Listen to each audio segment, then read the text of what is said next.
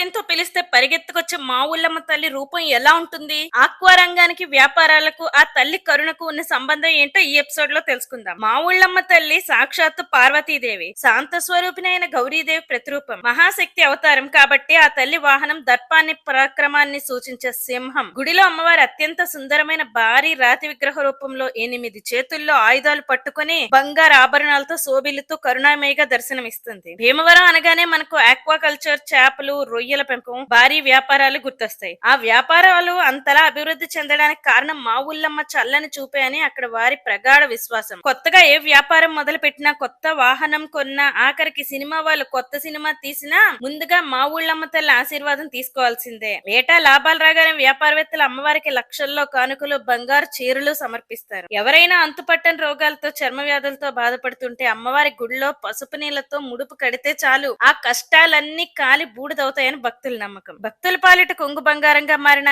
ఈ మా ఊళ్ళమ్మకు భీమవరంలో జరిగే అతిపెద్ద వేడుక ఏంటి? నెల రోజుల పాటు దద్దరిల్లే ఆ ఉత్సవాల వైభవం గురించి నెక్స్ట్ ఎపిసోడ్ లో తెలుసుకుందాం.